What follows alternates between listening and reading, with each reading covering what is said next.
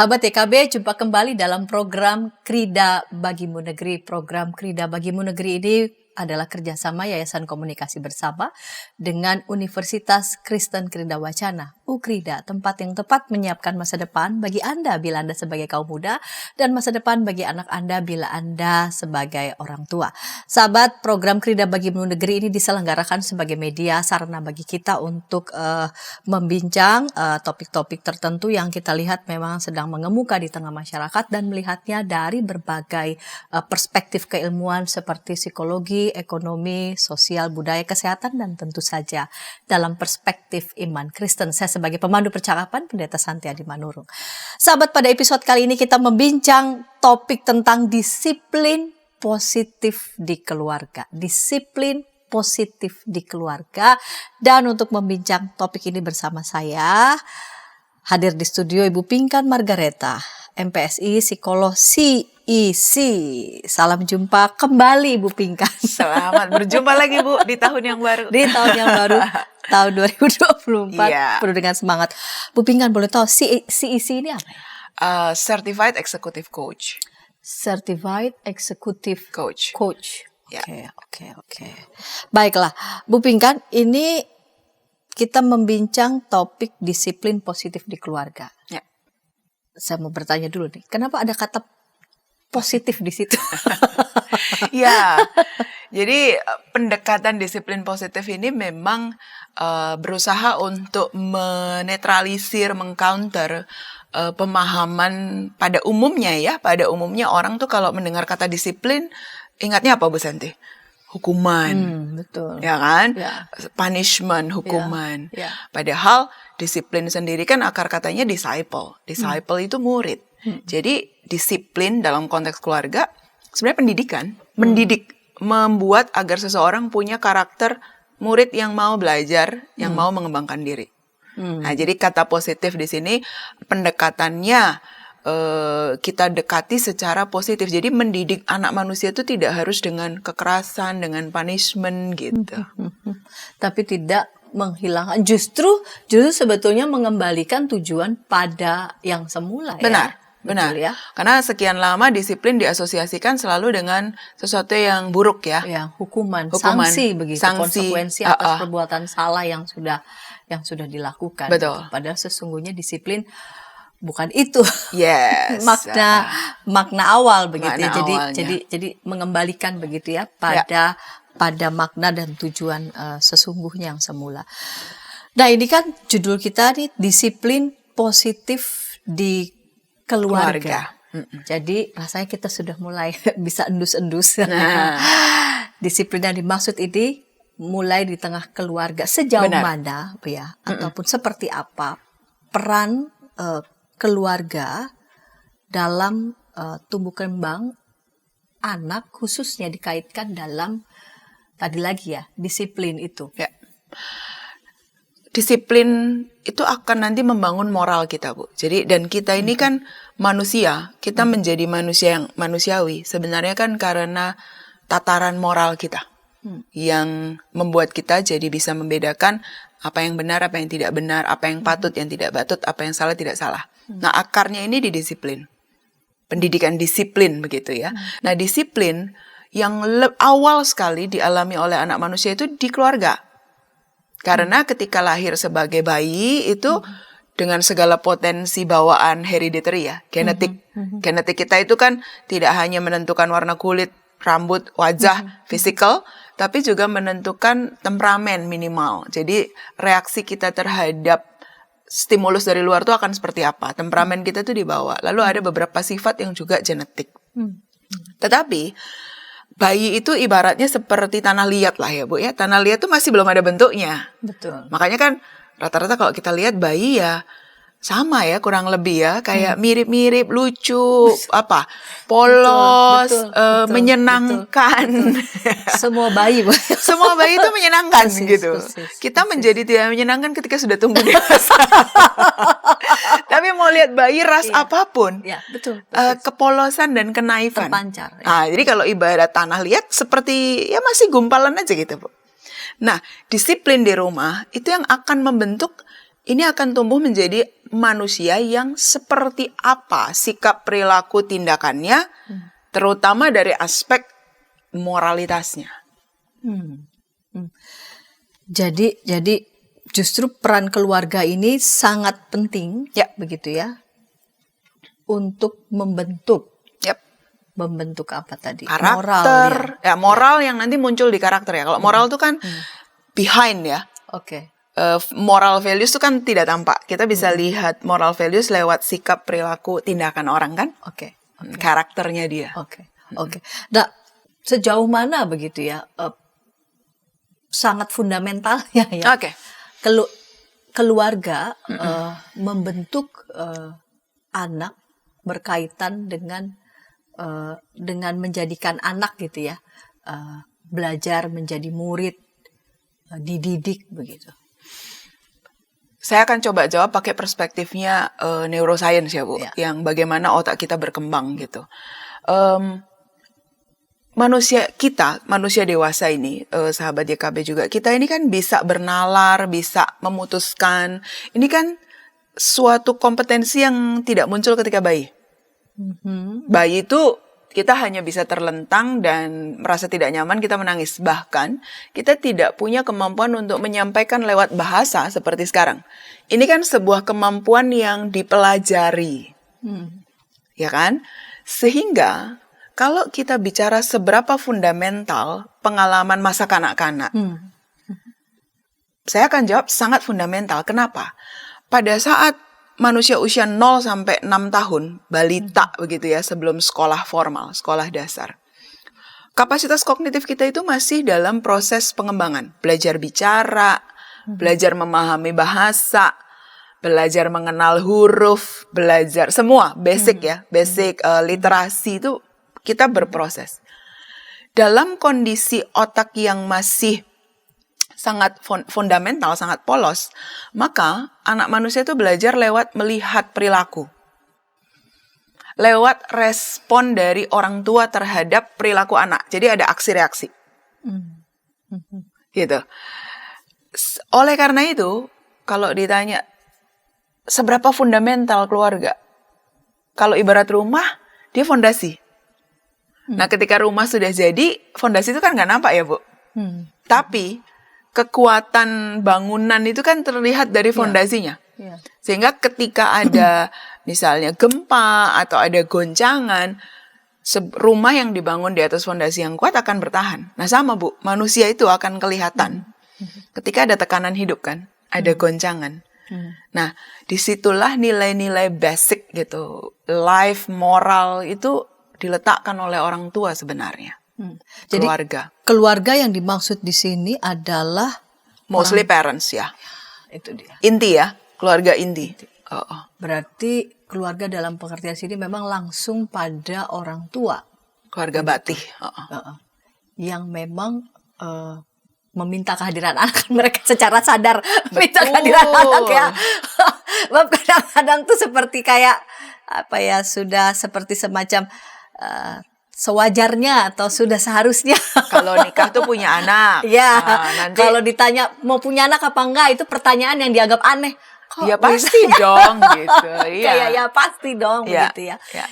Jadi memang ini disiplin dalam pengertian nilai tadi ya. Betul. Pembentukan arahnya lebih nilai, ke pembentukan value, nilai moral yang kemudian muncul di karakter. Ya, itu dimulai dari keluarga, dalam keluarga mostly keluarga inti, yaitu lebih pada orang tua. Nah, ini kan bicara soal disiplin ya Bu ya, disiplin yang positif ya, nilai yang positif. Apa saja peran disiplin nih? Macam-macam kan disiplin ini ya, di keluarga dalam membentuk atau dalam fase-fase perkembangan anak. Dalam mungkin saya pilih bahasa yang lebih mudah dipahami, semoga buat sahabat YKP ya. Disiplin itu kan kita munculkan dalam bentuk kebiasaan. Misalnya dari kanak-kanak sebagai manusia pasti dibiasakan untuk mandi kan. Ya. Dari bayi pun basic lah, rawat diri. Mandi, merawat diri, termasuk mandi, makan, tidur, itu kan sadar tidak sadar begitu kita punya anak bayi, pasti kan yang orang tua berpikir bagaimana cara memandikan, bagaimana cara feeding, mulai dari dengan ASI, menyusui, ada pelatihannya gitu ya, betul. Sampai nanti empati, terus bagaimana mengetahui pola tidur. Oh, bayi saya tidurnya jam sekian. Nah ini kan kebiasaan-kebiasaan fisikal lah, paling basic. Setelah itu nanti kita bisa tambahkan kebiasaan yang sifatnya tidak sangat fisik sekali, misalnya kebiasaan kalau dipanggil namanya.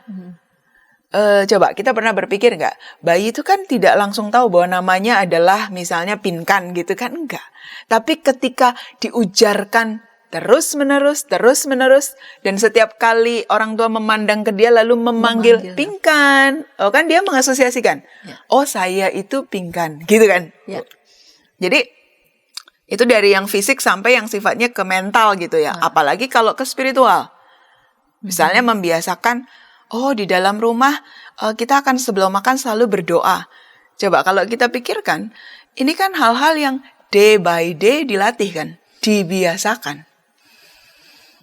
Nah jadi di awal tadi Bu, disiplin itu bukan sesuatu yang datang setelah pelanggaran terjadi. Ya, betul. Disiplin itu kebiasaan hidup yang didorong oleh orang tua supaya di dalam rumah itu dilakukan dengan rutin berulang kali. Nah, neuroscience memberitahu kita Bu, bayi waktu lahir itu sel-sel saraf di otak, bentuknya sel saraf kayak gini Bu. Jadi ini satu sel saraf ya. Ini inti sel, ini akson dan dendrit. Benar-benar kayak cabang-cabang. Nah, growing up, sel-sel otak kita tuh akan bikin connection. Ini namanya sinaps. Itu yang bikin kita bisa melakukan banyak hal. Kita bisa ngomong, kita bisa mengerti bahasa, kita bisa berpikir karena ada sinaps-sinaps.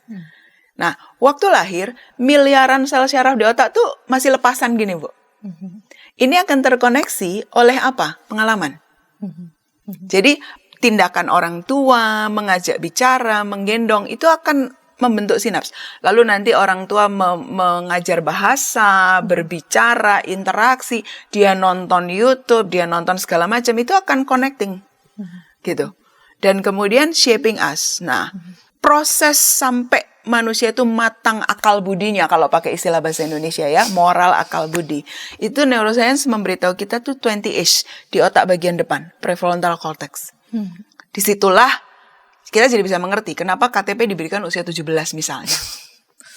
Ya kan, kenapa mengemudi kendaraan itu harus setelah punya KTP lalu baru bikin SIM. Karena misalnya waktu kita driving kan ada pengambilan keputusan ya. Lah kalau ininya belum matang Bu, ngaco kayak gitu kan. Kenapa sosial media baru diperbolehkan usia 13? Sebetulnya batasan-batasan itu ada pertimbangan saintifik. Di mana otaknya si manusia itu sudah cukup siap nggak gitu. Nah, jadi disiplin tuh goes along the way sih Bu. Sepanjang hari sebenarnya. Jadi bukan hanya bicara punishment.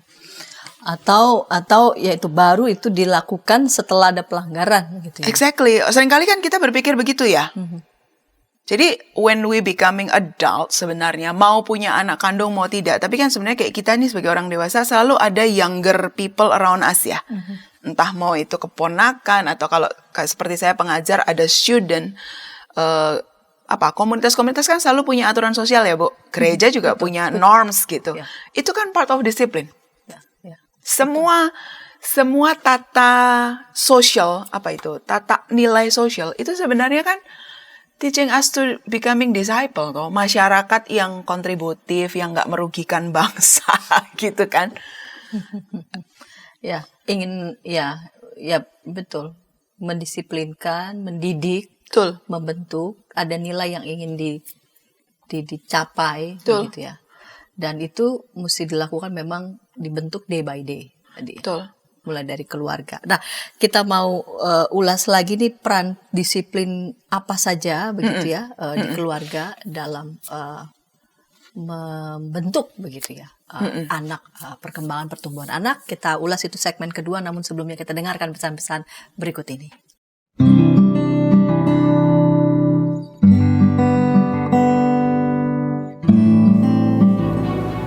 Hi folks, this is Daily Spirit for Youth. a daily devotional that helps you grow closer to God and apply His Word to your life. Daily Spirit for Youth dapat Anda saksikan hari Senin sampai Sabtu pukul 4.30 waktu Indonesia Barat di channel YKB TV. Kita jumpa dalam acara Pembangunan Jemaat. Pembangunan Jemaat setiap Senin di minggu kedua dan keempat pukul 20 waktu Indonesia Barat. Dapat Anda nikmati di channel YKB TV. Dari gungkungan malam gelap. Nyanyikanlah nyanyian baru setiap hari Rabu pukul 12 waktu Indonesia Barat. Dapat Anda nikmati di channel Lagu Rohani YKB TV.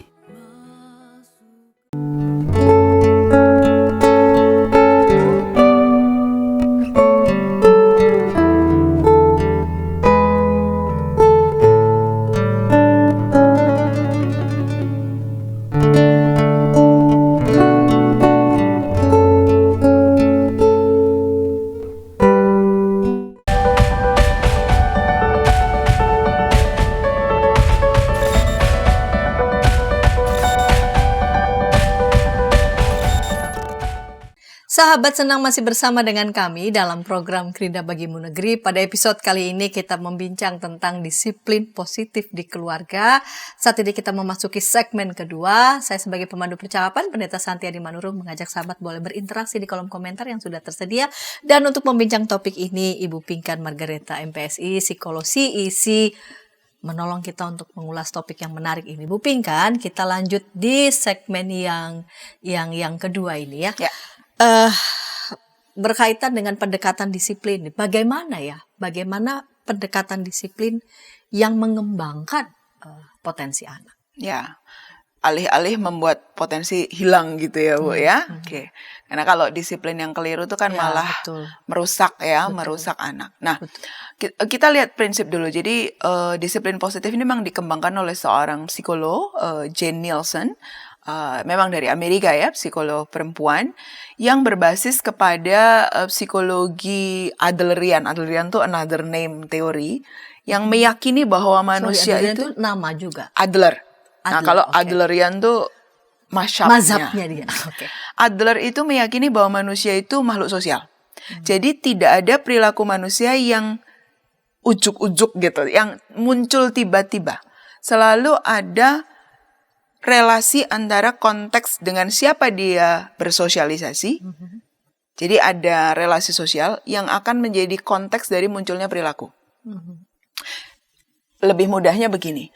Sebenarnya tidak tepat kalau menurut Adlerian kita berkata, oh anak ini memang udah lahir bandel tuh. Enggak ada. Udah dari sananya tuh? Udah dari sananya, enggak. Setiap perilaku kita itu pasti adalah hasil dari, betul, ada warisan genetik, tetapi juga bercampur dengan pengalaman-pengalaman interaksi sosial. Nah, dalam hal ini, orang tua itu kan agen sosialisasi pertama. Orang tua atau caregiver lah. Katakanlah kalau seorang manusia tidak beruntung, orang tua kandungnya tidak ada, whoever yang mengasuh dia, caregiver, itu adalah social agent pertamanya. Ya, nah, jadi oleh sebab itu, kita perlu pahami bahwa perilaku itu seperti gunung es, Bu. Gunung es kalau di laut itu kan yang nampak cuman puncaknya ya. Di dalamnya itu lebih besar. Betul. Nah, seringkali kita hanya melihat perilaku manusia itu kan yang di atas saja. Tapi di balik perilaku sebenarnya ada dua hal. Ada belief, keyakinan tentang perilaku itu, dan ada kebutuhan jiwanya. Keyakinan tentang perilaku itu misalnya, Bu, kita ambil contoh sekarang. Perilaku minum air putih misalnya. Kenapa Ibu minum air putih? Coba Bu, kalau kita coba bercakap. Kalau Bu Santi kenapa minum air putih sehari 1,5 liter? Disarankan begitu katanya. Yang sehat itu 1,5 sampai 2. Berarti ada belief kan? Bahwa air putih itu baik dan sehat untuk ginjal. Nah itu contohnya. Jadi di balik setiap perilaku itu pasti ada belief, Bu. Jadi tidak ada perilaku yang hanya, ya kenapa kamu melakukan itu? Ya nggak tahu, saya mau melakukan aja. Nah itu enggak. Cara memahaminya tidak begitu. Bahwa mungkin orang tidak bisa mengartikulasikan belief-nya, boleh jadi. Ya, karena belum diangkat ke kesadaran. Belum diangkat ke kesadaran. Ya, jadi itu contoh belief. Nah, kedua, setiap perilaku kita itu sebetulnya ekspresi dari kebutuhan. Kebutuhan untuk diakui, signifikan, dan kebutuhan untuk belong. Belong tuh, kita ini apa ya Bu, bukan seperti pohon yang mengambang tanpa ada akar. Itu sangat fundamental. Semua manusia ingin kehadiran dirinya diakui. Makanya kan kita dikasih nama beda, Bu. Coba kalau kita pikirkan ya. Dan zaman sekarang tuh aturan kependudukan nggak boleh nama cuma satu. Dia harus selalu punya nama depan dan nama belakang. Coba kenapa? Supaya namanya ada bedanya kan, kombinasi kan. Coba kalau cuman misalnya Santi lah sama ini gitu kan ya. Tapi kalau Santi nama kedua beda. Ya. So, if we can see realita di sekitar kita, kenapa tanggal lahir perlu dihitung? Kan? Untuk identitas. Karena sidik jari kita pun tidak ada yang sama. Jadi kebutuhan basic manusia itu memang diakui keberadaannya, dan dia ini belong to who? Family kan. Nah, jadi every behavior itu ada belief-nya, ada needs-nya. Nah, kalau kita sebagai orang tua ingin memahami perilaku anak kita, jangan terhenti hanya kepada yang tampak. Tapi coba kita interpretasi. Dia ini kenapa ya, misalnya anak remaja tuh, Bu? Itu butuh mikir, Bu. Capek itu. Butuh berpikir. Jadi bawaannya udah mau nyolot dulu. Betul. Jangan dulu. Kenapa dia begitu? Aduh, itu butuh mikir memang. Contoh nih, anak remaja. Kenapa ya kalau sekarang kok kalau diajak foto sama orang tua tuh cemberut? Nggak mau gitu ya. Dulu waktu kecil lucu banget. Jangankan remaja, ponakan saya baru SD kelas 6 udah ogah. Nah, coba waktu TK. Ayo foto nak. Langsung kan. Lucu, betul. Nah, itu ada belief-nya misalnya. Dia belief kalau udah mulai remaja tuh dia salah satu contoh ya, salah satu contoh dia belief-nya gini. Ih, ngapain sih di foto-foto nanti diposting-posting, aku nggak suka deh kalau terlalu diposting gitu misalnya. Betul. Ya Orang kan? tuanya yang seneng, anaknya sebel. Iya, terus aduh kamu lucu ya nak, terus misalnya nanti aku tuh nggak mau kalau dibilang sama temanku tuh anak mami. Jadi dia tidak ingin terlalu terlihat, meskipun bukan berarti nggak sayang mama ya. Paham. Gitu. Jadi ada satu perkembangan fase belief yang sehingga orang tua kalau tahu begitu kan ya nggak usah sakit hati kan, Bu. Betul. Nggak usah atau baper. Anak nggak sayang lagi dong sama saya. Itu karena mama sayang, bukan soal itu. Bukan itu. Ya, jadi interpretasinya jadi keliru kan. Betul. Gitu, Bu. Itu example-nya. Nah, kalau ditanya tadi, need untuk belonging dia. Nah, kalau dia sudah mulai remaja, need belongingnya dia bukan hanya di keluarga. Tapi dia butuh belong di peers. Nah, kalau di peers dibilang, fotoan terus sama mami, anak mami deh kamu. Kan dia jadi nggak belong, jadi nggak signifikan di peers-nya. Yes. Gitu, Betul. Bu, example-nya. Yes. Nah, makanya, ya bener sih yang Ibu Santi bilang, jadi orang tua harus mikir, Bu. Emang betul, tapi justru harus mikir supaya nggak buru-buru marah dan nanti malah jadi menyakiti anak ya. Nah, mikir itu sebetulnya menolong kita juga kan. Memproses Persis, kan, betul. memproses tidak cepat, tidak reaktif, Ya, betul. tidak reaktif. Nyolot duluan, nyolot. Yang ada malah berantem dan melukai jadinya ya. Betul. Karena kalaupun orang tua tidak mau memproses ya, Bu, dia sebenarnya juga bergerak atas belief. Misalnya tadi kayak yang Ibu bilang, orang tuanya menduga, udah nggak sayang mami lagi. Berarti kan dia punya belief bahwa kalau anak tidak mau foto sama saya, nggak sayang saya. Itu juga belief kan, Bu? So, Iya. kayak Iya. Mungkin mama papanya lupa waktu umur gitu bagaimana. exactly. Jangan umur segitu juga sebenarnya mirip gitu. Cuman rasa kepemilikan. Betul. Ya, betul. Ya, nanti kalau kita bicara posting foto di media sosial tuh another belief masuk, Bu. Ini juga menarik. Iya. Pencitraan. As a parents kita ingin mencitrakan my family is happy loh. Karena ketika dia So scrolling lihat teman-temannya selalu posting happy family. You see kayak bagaimana cairnya tataran belief human dan sangat dipengaruhi oleh sosial kan, external factors. Yes, betul.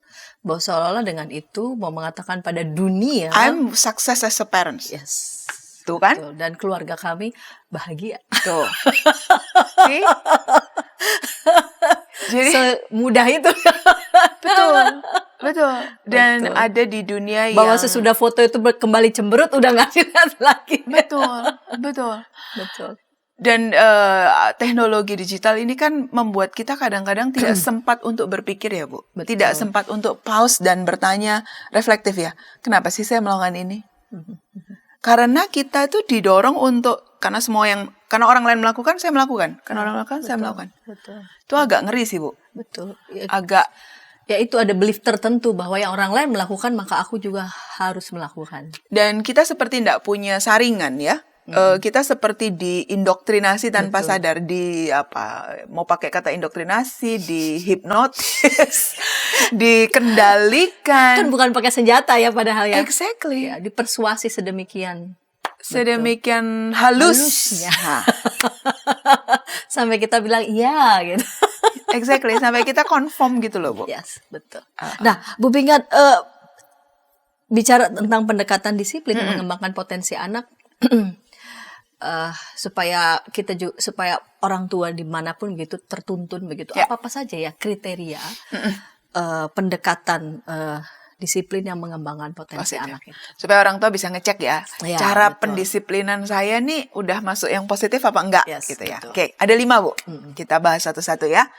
Yang pertama, disiplin yang positif itu bukan menjauhkan anak dari kita, tapi justru membuat anak bisa connect sama kita. Jadi hati-hati. Kalau cara disiplin kita itu justru membangun jarak emosi, anak sampai jadi tidak mau bicara sama kita, anak jadi menutup diri, tidak ingin menyampaikan apa yang dia pergumulkan, maka itu bukan disiplin positif. Contoh konkret Bu, ini saya sering dengar dari kalau klien remaja gitu ya, konseling gitu, kan saya tanya, loh kamu tuh sebenarnya sangat bisa menceritakan masalah dan pergumulanmu kalau ketika bersesi bersama konseling gitu.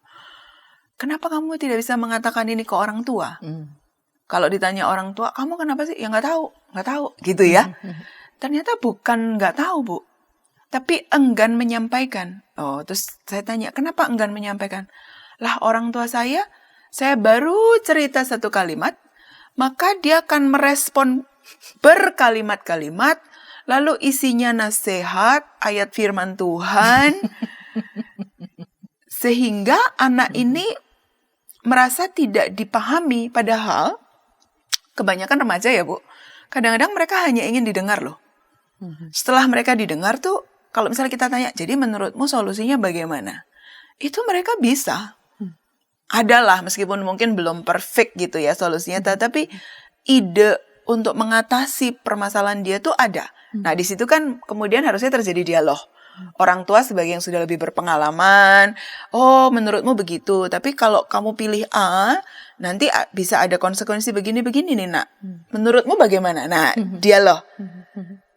Nah, model disiplin yang hanya menasehati, hanya menceramahi, hanya mengirimkan ayat-ayat kalau di yang kalangan Kristiani, itu yang saya lihat jadi menjauhkan.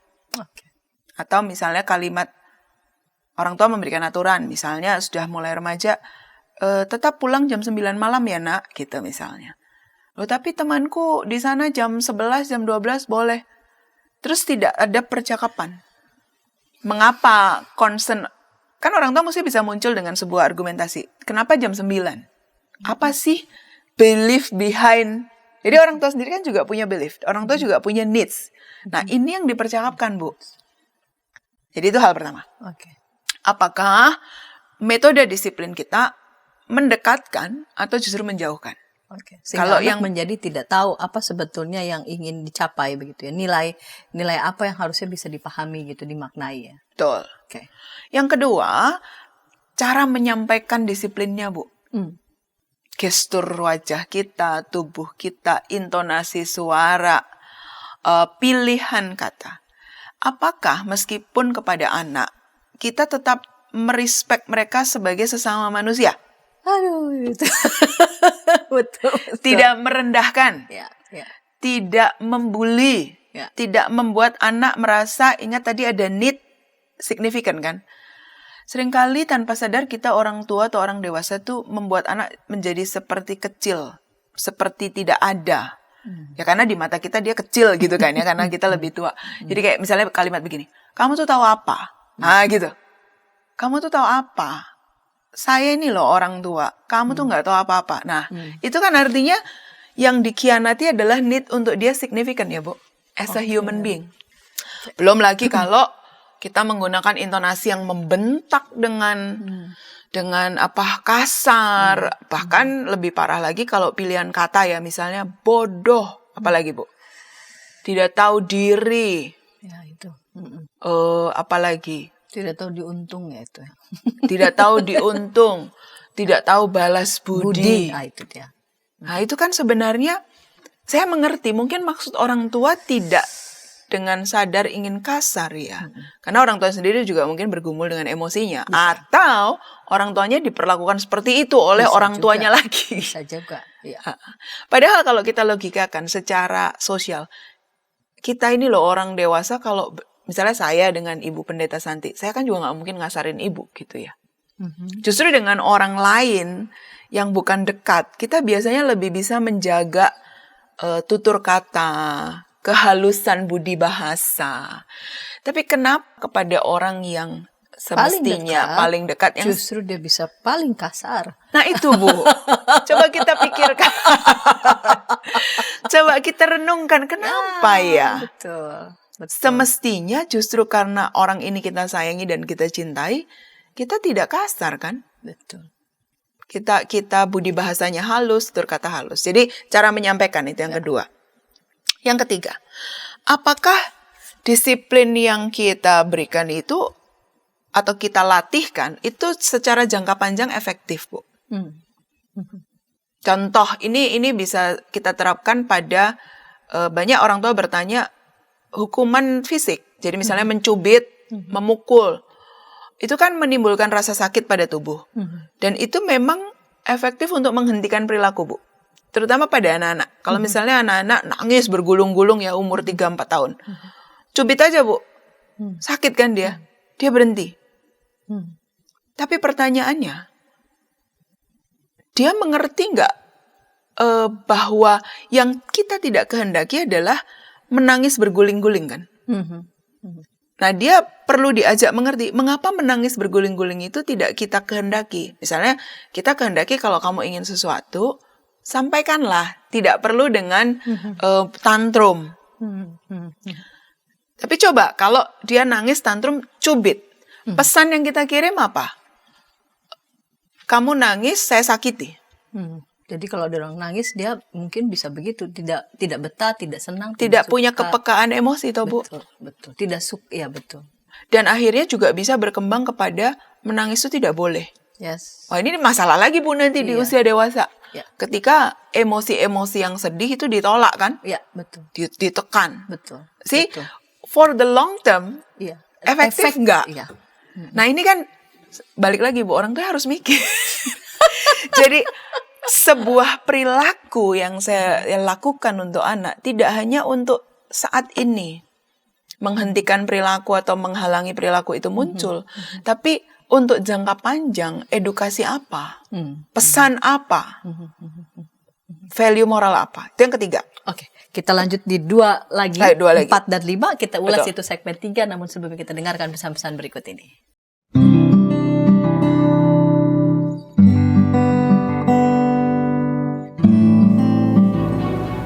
Hi folks, this is Daily Spirit for Youth, a daily devotional that helps you grow closer to God and apply His Word to your life. Daily Spirit for Youth dapat Anda saksikan hari Senin sampai Sabtu pukul 4.30 waktu Indonesia Barat di channel YKB TV. Kita jumpa dalam acara pembangunan jemaat. Pembangunan jemaat setiap Senin, di minggu kedua dan keempat, pukul 20 waktu Indonesia Barat. Dapat Anda nikmati di channel YKB TV. Dari gungkungan malam gelap. Nyanyikanlah nyanyian baru setiap hari Rabu pukul 12 waktu Indonesia Barat. Dapat Anda nikmati di channel Lagu Rohani YKB TV.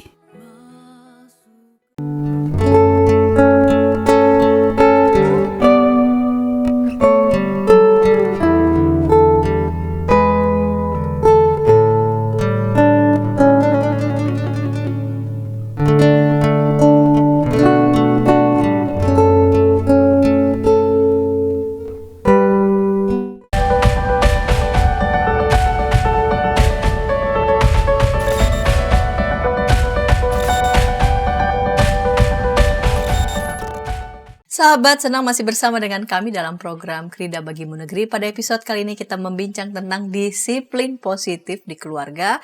Kita memasuki segmen yang ketiga bersama dengan narasumber Ibu Pinkan Margareta, MPSI, Psikologi ISI.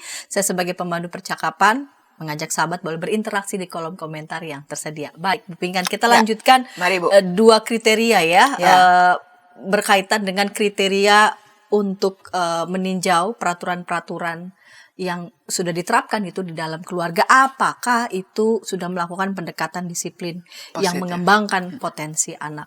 Kriteria selanjutnya, Bu Pinkan. Yang keempat adalah apakah aturan kita, cara kita mendidik anak kita itu mengajarkan social skill, life skills. Jadi keterampilan-keterampilan sosial. Keterampilan sosial itu keterampilan berelasi dengan sesama. Life skill itu keterampilan hidup. Seperti kalau sama sesama kan kita harus menghormati ya Bu. Nggak boleh mengkasari, nggak boleh merendahkan.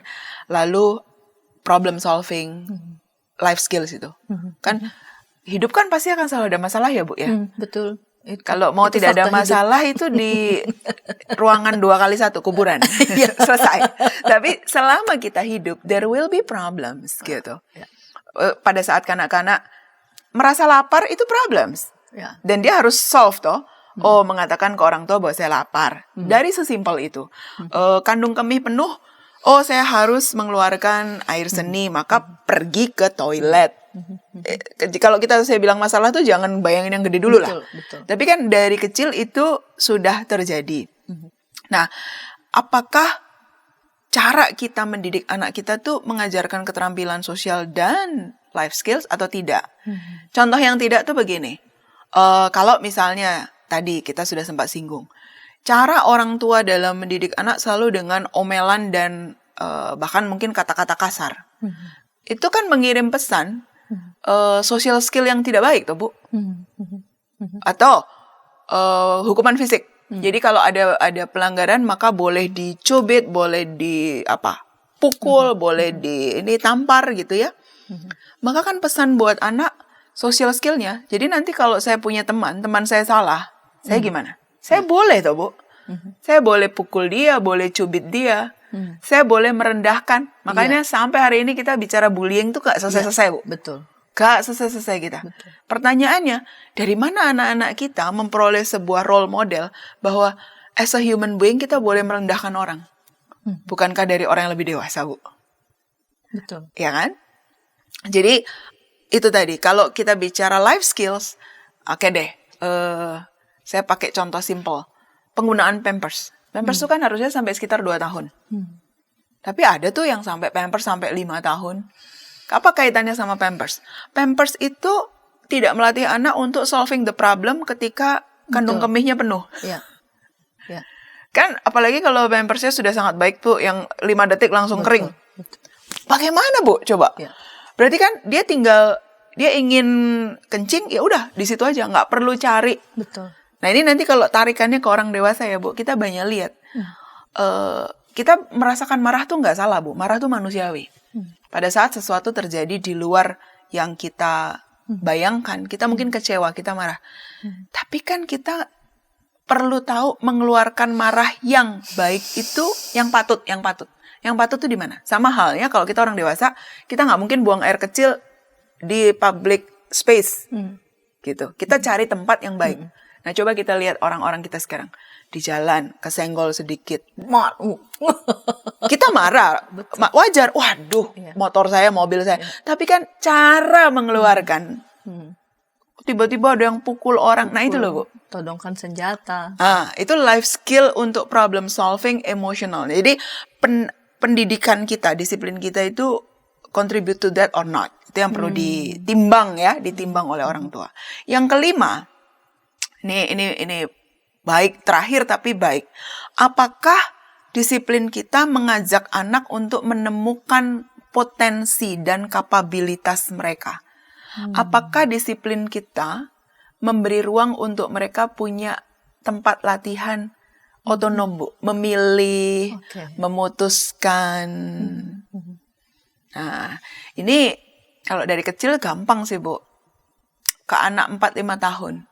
Kita beri nggak mereka ruang? Oke, hari ini mama ada pilihan, mama punya tahu, mama punya mie, mama punya nasi goreng. Kamu sarapannya hari ini mau apa? Artinya gini, kalau misalnya ada yang bilang, Bu, kalau anaknya suruh milih sendiri, tiba-tiba dia milih apa junk food, kan bagaimana? No, ya kita pintar-pintar dong. Berikan pilihan, tapi ada batasan.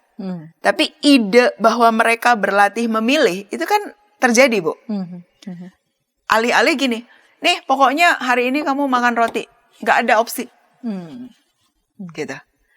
Itu yang kecil ya, Bu. Nanti kalau kita bicara SD, SMP, SMA kan makin kompleks. Betul. Sekarang dengan kurikulum Merdeka di SMA kan mereka bisa pilih mata pelajaran tuh. Pilih sekolah. Nah, misalnya pilih sekolah. Kalau sudah SMP, ada nggak percakapan? Mau masuk SD aja sebenarnya anak TK juga udah bisa, Bu. Jadi misalnya orang tuanya ngincer nih ada 2 atau 3 sekolah. Terus anaknya diajak. Sekarang kan suka ada open house ya, Bu, di sekolah. Ya, betul. Ajaklah anak. Percayai bahwa setiap manusia tuh punya kapabilitas, potensi untuk making decision, untuk choosing. Itu yang saya kira penting ya, terutama di era modern yang teknologi. Saya agak khawatir begini, Bu Santi. Teknologi digital itu kan menghadirkan terlalu banyak informasi. Iya, jadi disinformasi seringkali. Nah, disinformasi. Tapi kan kita nggak bisa mencegah ya, Bu. Teknologi akan terus berkembang. Betul. Yang ada dalam kontrol kita adalah bagaimana anak-anak kita atau orang-orang muda itu punya kemampuan memilih dan memilah. Decision makingnya harus kuat, Bu. Jadi bagaimana dia bisa punya decision making kuat kalau tidak dilatih sejak dini, itu poin saya. Logikanya begitu. Ya zaman dulu baik-baik saja kok, saya nggak pernah tuh milih baju orang tua saya yang sediain, misalnya gitu ya. That's exactly, zamannya yang berbeda. Dulu kita paling informasinya apa sih, Bu? Majalah. Dulu es krim cuman coklat. Sekarang segala macam, di antara segala macam es krim tetap aja juga bingung. Nah, betul kan? Dulu opsi dalam hidup tuh sempit. Betul. Sekarang opsinya sangat luas. Artinya yang harus dibangun dari karakter manusia-manusia yang di zaman modern adalah kemampuan untuk memilih, memilah, dan menimbang, dan memutuskan. Ini saya kira PR besar sih, Bu. PR besar. Makanya kenapa pola disiplin yang otoriter. Otoriter itu kan artinya orang kayak kerbau dicucuk hidung ya, Bu. Pokoknya ikutin saja. Saya yang lead you gitu ya. Itu jadi nggak match menurut hemat saya sih. Dengan situasi zaman. Kita mau ciptakan orang yang seperti apa? Yang feel useless menghadapi tantangan zaman, kan nggak gitu ya, Bu. Gitu. Ya itu 5 halnya tadi itu, Bu. Apalagi tadi ya, menemukan potensi dan kapabilitas, lalu kemudian mereka bisa memilih, memilah begitu ya. Mengambil dan juga tahu apa yang menjadi konsekuensi. Betul. Nggak ngikut aja begitu, apapun yang disajikan oleh orang lain atau nilai-nilai lain, teknologi gitu. Kita nggak bisa membendung itu kan, maka kontrol yang mesti kuat adalah dari kita. Regulasi diri. Betul. Regulasi diri. Nah, di segmen ketiga ini, menit-menit ujung segmen 3 ini. Bu Pinggan boleh memberikan semacam apa ya, contoh ya. seperti itu ya. Contoh yang berkaitan dengan apa, disiplin positif ini.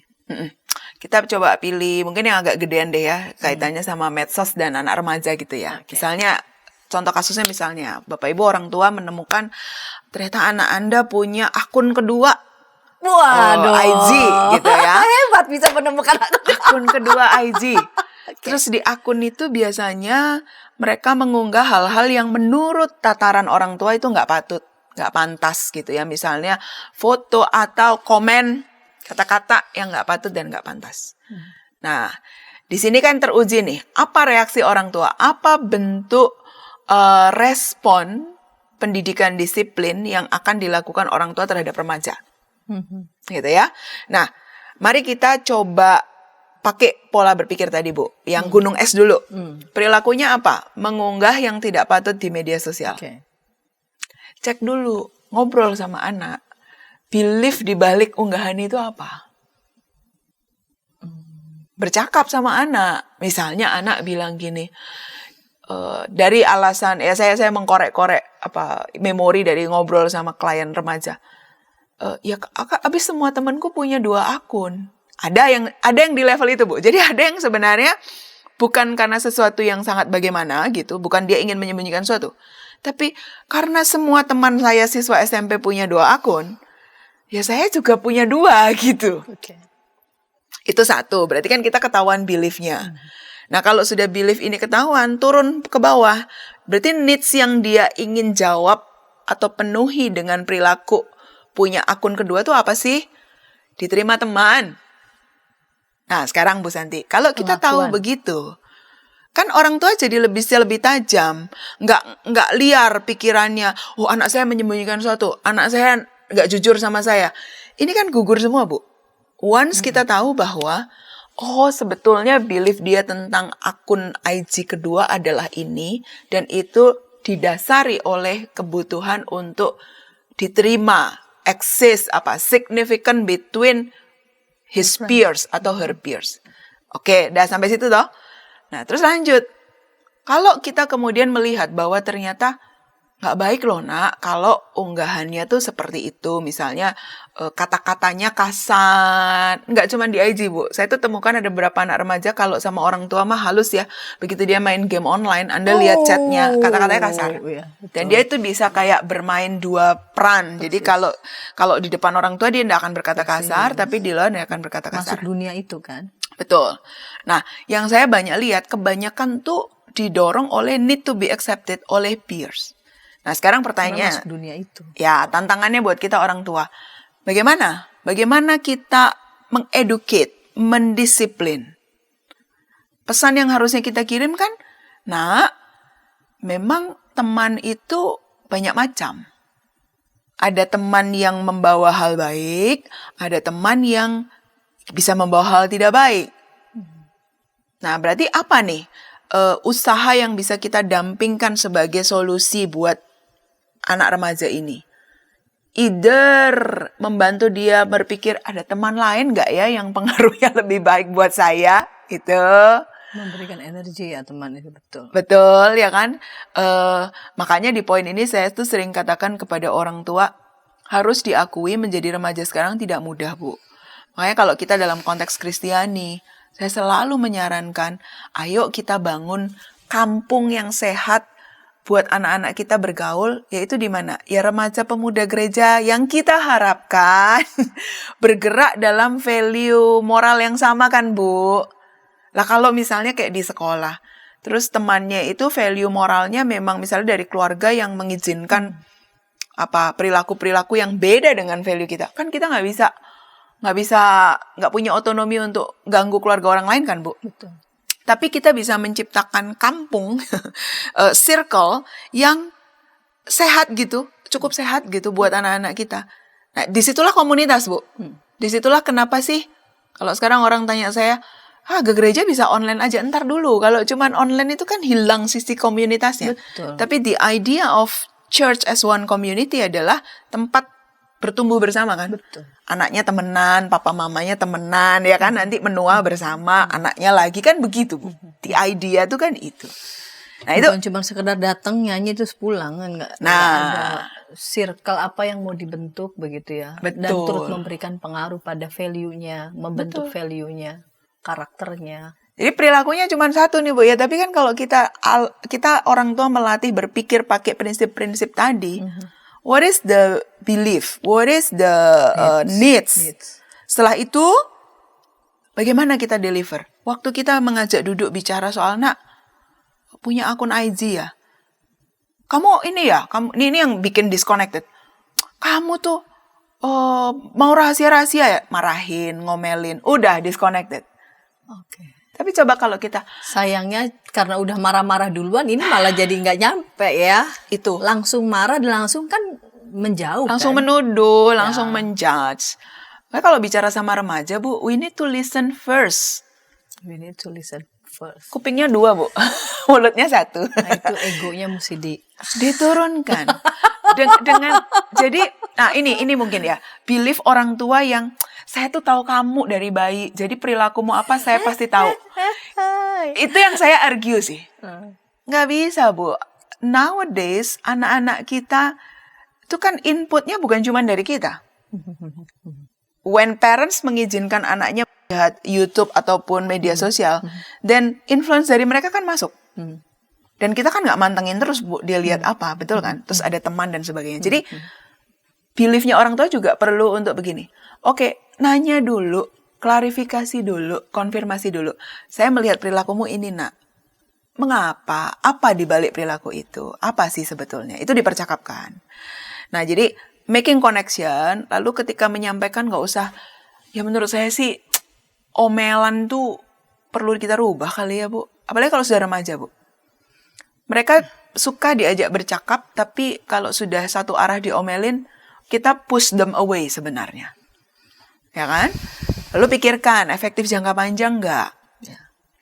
mereka ngerti nggak, paham nggak? Social skill yang diajar apa? Banyak anak-anak sekarang yang ternyata ya Bu ya, kenapa stuck di satu pertemanan? Karena mereka ternyata don't know how to make new friend.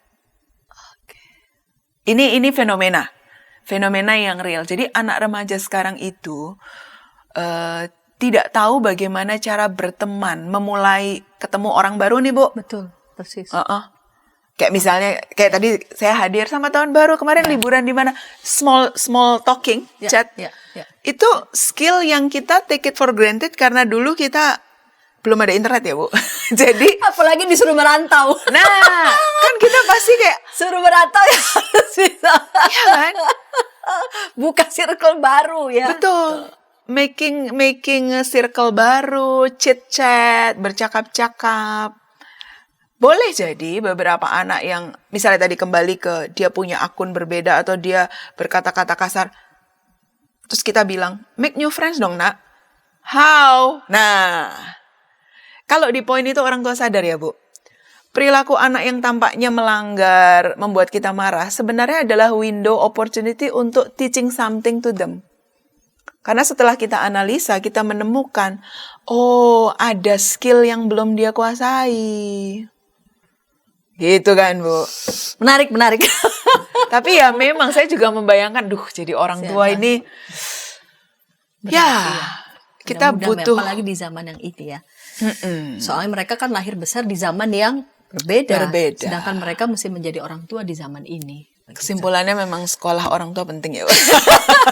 Baik, Bu Pingan, kita untuk terakhir ya di segmen penutup boleh menyampaikan resume lah ya, singkat ya dari percakapan kita di segmen pertama sampai 3. Mari silakan.